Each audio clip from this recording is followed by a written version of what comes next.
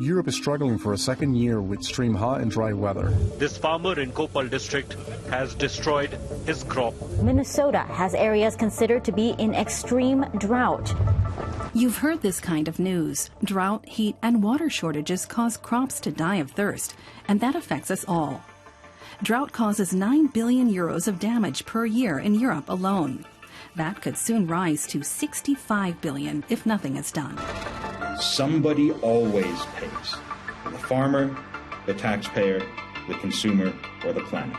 It's also economically just not possible to keep on doing as we have done in the last decades. How can we stop agriculture drying up?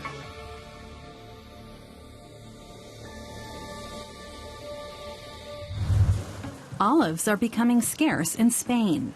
And without olive oil, Spanish cuisine is unimaginable. Consumers see what that means when they shop for groceries. A year ago, a liter of olive oil cost around €3.50. In June of 2023, it was about €6, and today, roughly €10. How can that be? Spain produces its own olive oil and is the world's top exporter of olives. To understand why, we follow the whole production chain all the way back to the fields where the problem lies. Farmers like Narciso Ruiz are at a loss. He doesn't grow olives, but still faces the same problems. His grain ought to be this high. He can no longer feed his family from what he grows and plans to give up production. It won't even be worth harvesting, and there are many fields where nothing grows. It may be that the fuel for the harvester is worth more than the grain it will deliver. Extreme drought is putting farmers under pressure.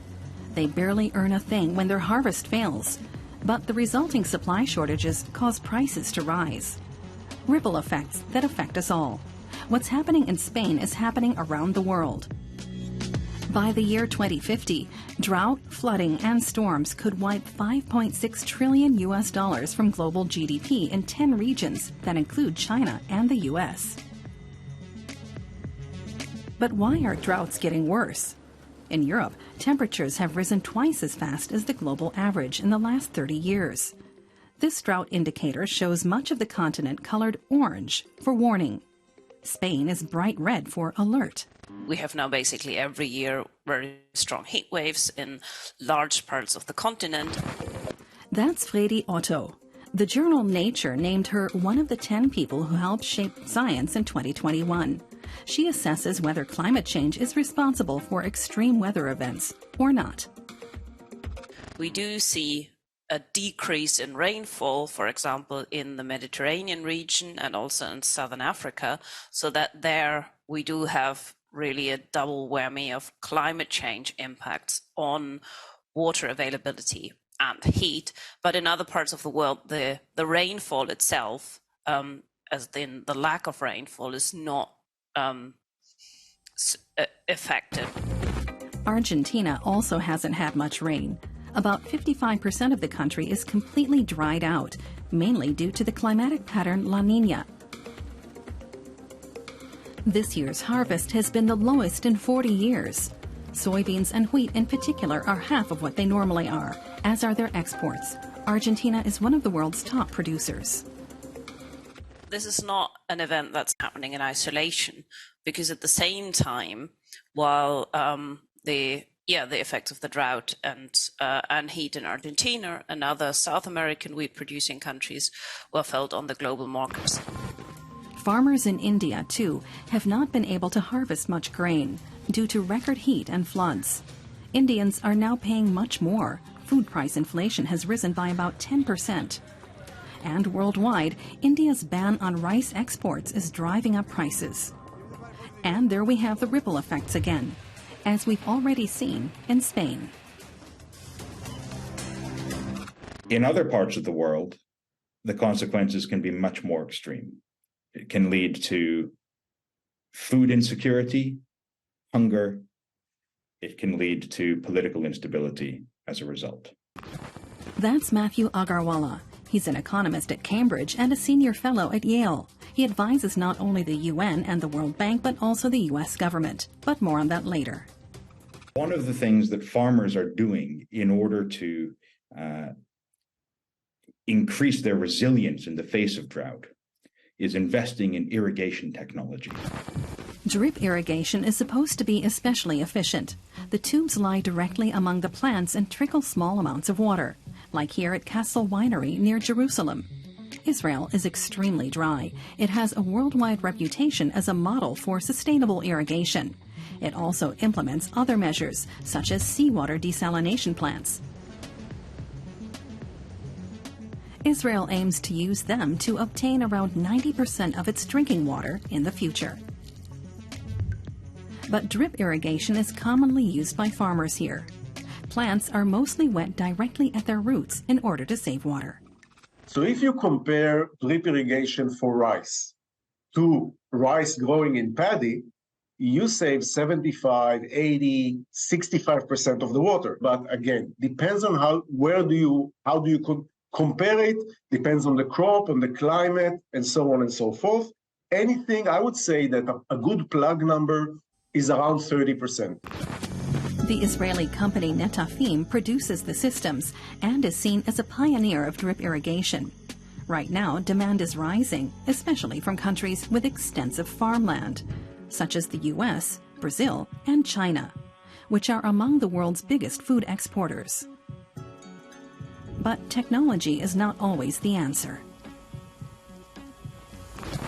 Every time that we have ever seen an expansion of irrigation technology, we have seen an increase in water consumption through agriculture. That means they produce thirstier crops. It means they expand the area under irrigation. And many smaller-scale farmers cannot afford electricity, pumps, and filters. They depend on rainwater, like most farmers the world over. This is not an argument against efficient irrigation, not at all.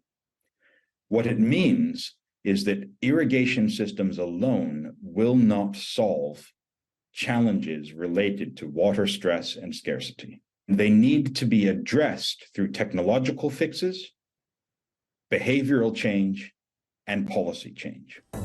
Matthew Agarwala researches natural capital and even advises the U.S. government. Now it wants to quantify the costs of ecological decay, a new strategy that John Kerry wanted to present in Davos this year and inspire media interest. But what does it mean, a national strategy to put nature on the nation's balance sheet? Until now, natural resources like soil or water didn't appear in the statistics. Almost everything referred to GDP and economic growth, and that's now set to change. Imagine you're running a bakery. The size of the pie you can produce in the future depends on the stock of ingredients in your pantry. Run out of ingredients and tomorrow's pie is smaller. It turns out that the economy operates in exactly the same way. Simply put, those who destroy the soil or use too much water must pay. Sounds good, but it has yet to be implemented, right? There are 100 different countries that are developing natural capital accounts. This includes India, Australia, the United Kingdom, the Netherlands, Germany. In fact, everywhere in Europe is developing natural capital accounts in some degree. So how can we prevent agriculture from drying up? Different irrigation techniques can help, but small-scale farmers often lack the money for this. And research shows this doesn't reduce water use. Politicians are taking new steps that also take the price of nature into consideration, and not just GDP and economic growth. Many countries around the world are already working on this. Anything that is unsustainable will not be sustained. The only question is whether we decarbonize by design, through deliberate policies and behavioral change, or we do so through disaster, by failing to make the changes today.